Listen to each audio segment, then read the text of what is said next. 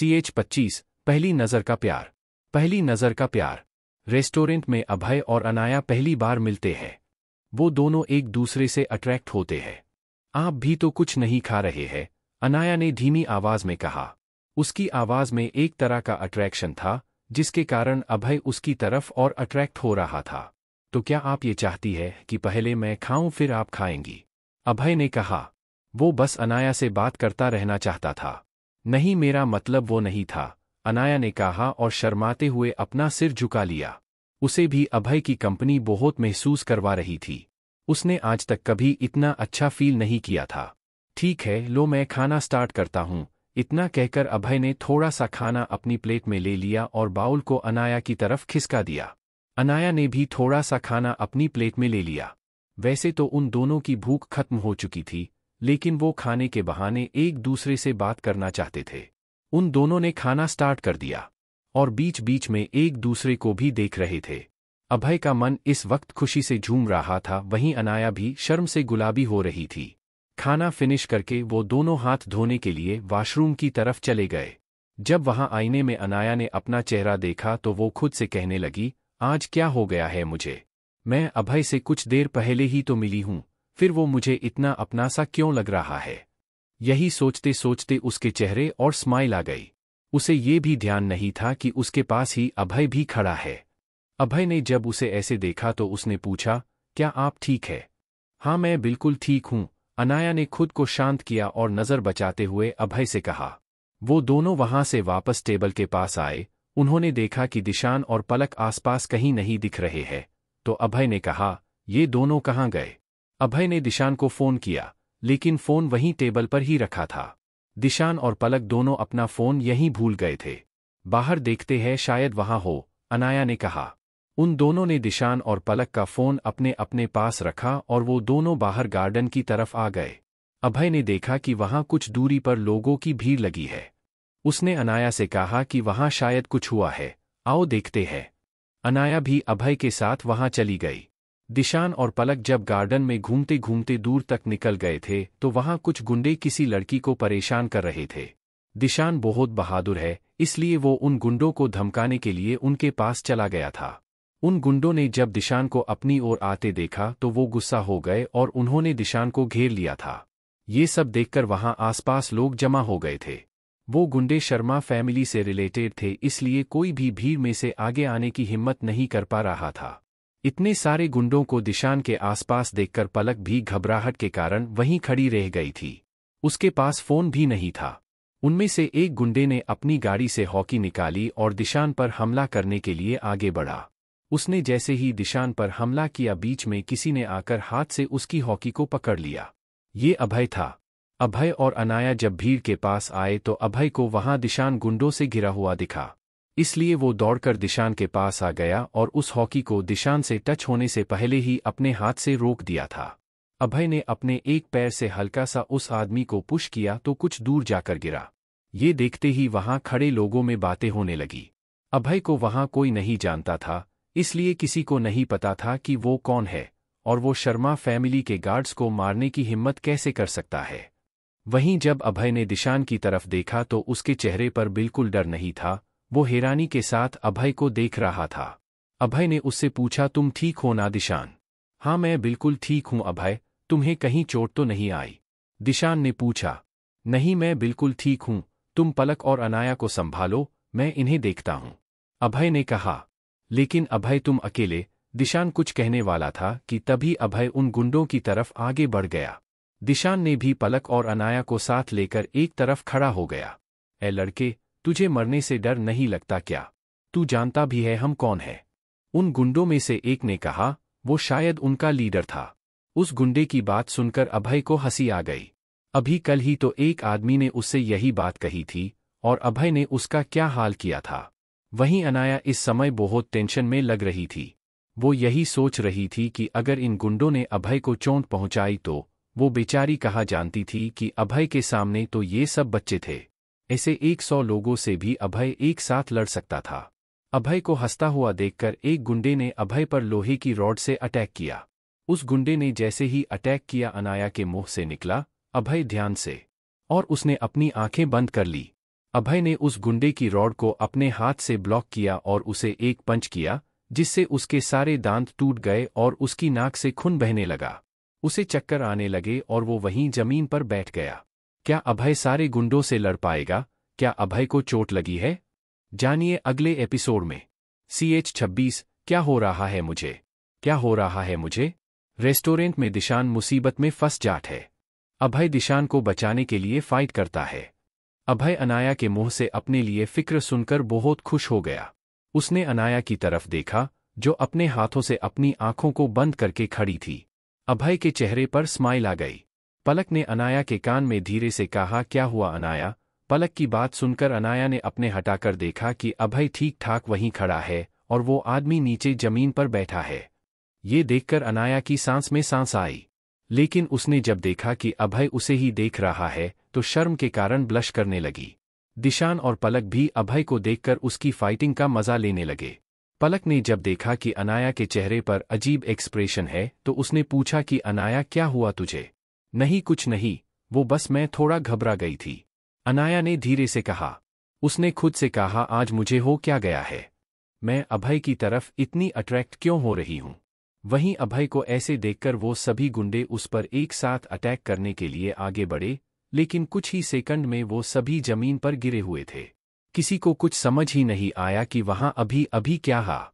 अभय अपने हाथ झटककर दिशान के पास आया और उससे बोला, हमें अब चलना चाहिए। दिशान ने भी हाँ में अपना सिर हिलाया और वहां से निकल गए। दिशान भी सब कुछ देखकर हैरान था कि अभय ने पलक झपकते ही इतने गुंडों को एक साथ कैसे हरा दिया। वो सभी फिर से रेस्टोरेंट में आ गए। दिशान ने बिल दिया और वो सभी रेस्टोरेंट से बाहर आ गए। दिशान ने पलक से कहा, इस वक्त सारे लोग कॉलेज से जा चुके होंगे, इसलिए तुम और अनाया भी हमारे साथ ही चलो। पलक को भी ये सही लगा, इसलिए उसने भी हाँ कर दी। वहीं जब अनाया ने ये सुना तो वो एक बार फिर से शर्माने लगी। दिशान की कार में पलक आगे की सीट पर बैठ गई और अभय और अनाया पीछे की सीट पर बैठ गए। अनाया की तो अभय की तरफ देखने की हिम्मत ही नहीं हो रही थी। वो लगातार खिड़की से बाहर देख रही थी। उसका दिल जोर से धड़क रहा था। उसे खुद समझ नहीं आ रहा था कि उसे आज क्या हो रहा है।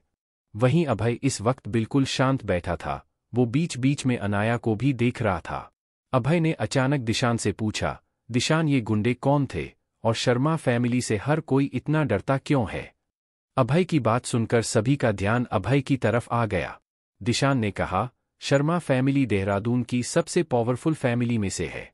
उनके बहुत सारे इलीगल बिजनेस भी है। उनके पॉलिटिक्स में बहुत कनेक्शन है, इसलिए कोई भी उन्हें ऑफेंड करने की हिम्मत नहीं करता। तुम्हें याद है, आज क्लास में एक लड़के ने तुम्हारा मजाक बनाने की कोशिश की थी। वो विकास शर्मा फैमिली का ही छोटा बेटा है। दिशान ने अभय को शर्मा फैमिली के बारे में जनरल बातें बताई। ओह ऐसा है, अभय ने कहा और एक लंबी सांस ली। उसने मन ही मन सोचा कि उसे शर्मा फैमिली से एक बार तो मिलना ही पड़ेगा। तब तक वो सभी कॉलेज भी पहुंच गए थे। वो सभी कार से बाहर आए। उस वक्त कॉलेज में कोई नहीं था। सभी स्टूडेंट्स अपने अपने घर जा चुके थे। इस वक्त तो कोई टैक्सी भी नहीं मिलेगी, इसलिए मैं तुम्हें हॉस्टल तक ड्रॉप कर देता हूं। दिशान ने पलक से कहा, ठीक है, तुम हमें ड्रॉप कर दो। पलक ने भी हाँ कर दी। दिशान ने अभय को उसकी हेल्प करने के लिए थैंक यू कहा और पलक और अनाया को लेकर वहां से निकल गया। अभय और अनाया भी जाते जाते एक दूसरे को ही देख रहे थे। आज का दिन वो कभी नहीं भूलने वाले थे। अभय ने भी अपनी गाड़ी का लॉक ओपन किया और गाड़ी में बैठकर सीधा होटल के लिए निकल गया। आज अभय होटल गाड़ी से आया था, इसलिए गार्ड ने फिर से गेट ओपन नहीं किया। उसने अभय की कार के पास आकर उससे इशारे में शीशा नीचे करने के लिए कहा। अभय को शीशे में से बाहर का सब कुछ दिखाई दे रहा था, लेकिन बाहर का कोई व्यक्ति अंदर का नहीं देख सकता था। उसके इशारे को समझकर अभय ने शीशा नीचे किया। गार्ड ने जैसे ही अभय को देखा उसका चेहरा सफेद पड़ गया। उसको जैसे सांस आना ही बंद हो गई थी। उसे पता था कि अगर आज अली या सुल्तान को इस बारे में पता चल गया तो वो उसकी जान ले लेंगे। उसने अपने दोनों हाथ जोड़ते हुए अभय से माफी मांगते हुए कहा, सॉरी सर, शीशे लगे होने के कारण मैं आपको देख नहीं पाया। मुझे माफ कर दीजिए सर। उसकी हालत ऐसी थी कि वो कभी भी रो देगा। अभय उसकी हालत समझ रहा था और उसकी कोई गलती भी नहीं थी, इसलिए अभय ने स्माइल करके उसे कहा, कोई बात नहीं, अब प्लीज गेट ओपन कर दो। गार्ड खुश होकर गेट ओपन करके सैल्यूट करके खड़ा हो गया। आज अभय ने उसकी जान और नौकरी दोनों बचा ली थी। अभय सीधा सुल्तान के ऑफिस में चला गया। सुल्तान इस वक्त ऑफिस में नहीं था। अभय ने बाहर खड़े गार्ड से पूछा तो उसने बताया कि सुल्तान किसी से मिलने के लिए होटल के टॉप फ्लोर पर गया है। वो गार्ड अभय को जानता था, उसने कल भी अभय को यहाँ देखा था, इसलिए उसने सुल्तान के ऑफिस का लॉक खोल दिया और रिस्पेक्टफुल्ली अभय को अंदर बैठा दिया। गार्ड ने अभय को पानी ऑफर किया और उससे पूछा कि वो क्या लेना चाहेंगे। अभय ने उसे कहा कि वो उसके लिए सिंपल सॉफ्ट ड्रिंक ले आए और वो गार्ड तुरंत वहां से चला गया। सुल्तान ने अपने सारे स्टाफ को अभय को स्पेशल ट्रीट करने के लिए ऑर्डर दे दिए थे। क्या वो गुंडे अभय से बदला लेने आएंगे? जानिए अगले एपिसोड में। CH27 Sharma family. Sharma family. Abhay fight करके गुंडों को मारता है। अभय रेस्टोरेंट से होटल आ जाता है। मेन गेट के गार्ड ने अली के पास इंफॉर्मेशन भेज दी थी कि अभय होटल आया है, इसीलिए अली ने सुल्तान को भी बता दिया था। वो दोनों भी थोड़ी ही देर में सुल्तान के ऑफिस में पहुंच गए। वहां अभय को आराम से बैठा देखकर उन दोनों का मन हल्का हुआ। इस वक्त रात हो चुकी थी, इसलिए सुल्तान ने अभय से डिनर के लिए पूछा। नहीं सुल्तान, तुम बैठो, मुझे तुमसे कुछ बात करनी है, अभय ने कहा। अभय की सीरियस टोन देखकर सुल्तान तुरंत सामने बैठ गया। अली भी वहीं सुल्तान के पीछे ही खड़ा होकर उनकी बातें सुनने लगा। अभय ने पूछा, ये शर्मा फैमिली किस तरह की फैमिली है? यंग मास्टर, शर्मा फैमिली उन फैमिली में से एक है जो अपने पॉलिटिकल पावर्स का यूज करके बहुत सारे इलीगल बिजनेस करते हैं। उनके सारे इलीगल बिजनेस का मेन स्पॉट डार्क हाउस है। डार्क हाउस कई एकड़ में फैला हुआ है और वो आम लोगों से पूरी तरह से छुपा हुआ है। वहां के ट्रस्टी देहरादून के एलीट फैमिली और पॉलिटिशियन है। वहां अंदर सारे इलीगल काम होते हैं, जैसे horse trading, gambling, fighting, casino, सब कुछ। वहां जान जाने पर भी उसकी खबर बाहर किसी को नहीं लगती। शर्मा फैमिली का बड़ा बेटा राज शर्मा है जो फैमिली के सारे बिजनेस हैंडल करता है। सुल्तान ने अभय को शर्मा फैमिली के बारे में सब कुछ बता दिया। ठीक है, मैं समझ गया, अभय ने स्माइल करते हुए सुल्तान से कहा। उसने आगे कहा, चलो फिर डिनर कर लेते हैं। अभय की बात सुनकर सुल्तान ने अली को कुछ काम समझाया और अभय को लेकर वो प्राइवेट रूम जिसे उसने अभय के लिए परमानेंट रिजर्व रखा था वहां आ गया। अभय और सुल्तान ने अच्छे से खाना खाया और सुल्तान अभय को नीचे गाड़ी तक छोड़ने आया। अभय भी सुल्तान को फिर मिलने का कहकर अपने घर के लिए निकल गया। आज अभय के दिल में एक अजीब सी फीलिंग थी। उसे खुद समझ नहीं आ रहा था कि उसे ऐसा क्यों लग रहा है। उसे रह रहकर अनाया के साथ बिताए पल याद आ रहे थे। घर पहुंचकर अभय नहाकर फ्रेश हुआ और अपने मेडिटेशन में लग गया। कॉलेज के कारण सुबह अभय को मेडिटेशन करने का टाइम नहीं मिला था। थोड़ी देर सिक्लूजन में ही रहने के बाद अभय को अपनी बॉडी में कुछ फील होने लगा। अभय नियमित अपने मार्शल आर्ट प्रैक्टिस और मेडिटेशन करता था, लेकिन पहले उसे ऐसा कुछ फील नहीं हुआ था। अभय ने समझने की कोशिश करी कि ये क्या चेंजेस है जो उसे फील हो रहा है। अभय को काफी देर सोचने के बाद याद आया कि वो बहुत समय से एक ही लेवल पर रुका हुआ है। बहुत प्रयास करने के बाद भी वो मार्शल आर्ट के स्टेज 2 के फाइनल लेवल में इंटर नहीं कर पा रहा था। आज बहुत टाइम बाद अभय को इतनी खुशी मिली थी जिसके कारण उसमें इंटरनल पॉजिटिव एनर्जी सर्कुलेट होने लगी थी, जिसके कारण वो अपने नेक्स्ट लेवल पर जा रहा था। ये चेंजेस इसी कारण थे। यह सोचकर अभय के चेहरे पर एक स्माइल आ गई। उसकी आंखें इस वक्त बंद थी। स्टेज 2 के फाइनल लेवल पर इंटर करने के बाद उसका ऑरा बहुत स्ट्रांग हो गया था। पूरे रूम में चारों तरफ पॉजिटिव वाइब्स फैली हुई थी। अभय की ब्रीदिंग इस समय बहुत हाई थी, लेकिन अभय इस समय बहुत शांत था। उसके चेहरे पर एक स्माइल थी। मार्शल आर्ट मास्टर बनना किसी भी मार्शल आर्टिस्ट के लिए बहुत बड़ी बात होती है। अभय तो इस वक्त सिर्फ 21 साल का था और वो अब स्टेज 2 के फाइनल लेवल पर था। शायद अब वो दुनिया का सबसे यंगेस्ट मार्शल आर्ट मास्टर बन सकता था। उसके सीनियर प्रताप को भी इस लेवल पर आने के लिए 27 साल की उम्र लगी थी। अभय को उसके गुरुजी ने बताया था कि मार्शल आर्ट में पॉजिटिविटी का बहुत बड़ा रोल रहता है। शायद इसीलिए आज अभय अपना लेवल क्रॉस कर पाया था, क्योंकि आज उसे अंदर से इतनी खुशी मिली थी कि पहले ऐसी खुशी कभी नहीं मिली। यह सोचकर अभय के दिल में अनाया के लिए जगह और ज्यादा गहरी हो गई। अनाया से मिलने के कारण ही आज उसे इतनी खुशी मिली थी कि वो अपने अगले लेवल पर पहुंच पाया था। उसे समझ आ रहा था कि अनाया ही वो लड़की है जो उसकी लाइफ पार्टनर बन सकती है। यह सोचते सोचते अभय के चेहरे पर एक स्माइल आ गई। उसने अपनी आंखें खोली। अभय की ब्रीदिंग भी अब नॉर्मल हो चुकी थी। अभय उठा और अपने गुरु को हाथ जोड़कर प्रणाम किया। अभय को इस वक्त ऐसा लग रहा था कि उसके शरीर में किसी ने बहुत पावरफुल एनर्जी इंटर कर दी हो।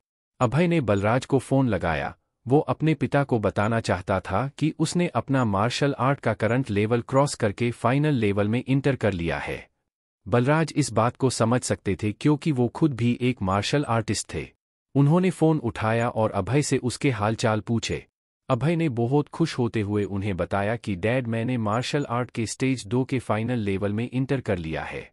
मैं आज बहुत खुश हूँ। अभय की बात सुनकर बलराज अपने बेड से खड़े हो गए। उन्होंने चौंकते हुए कहा, क्या तुमने फाइनल लेवल में इंटर कर लिया है? तुम सच कह रहे हो? बलराज को विश्वास ही नहीं हो रहा था कि अभय इतनी कम उम्र में इस लेवल पर पहुंच सकता है। यस डैड, मैं सच बोल रहा हूं, मुझे अभी अभी सिक्लूजन में ये लेवल अचीव हुआ है।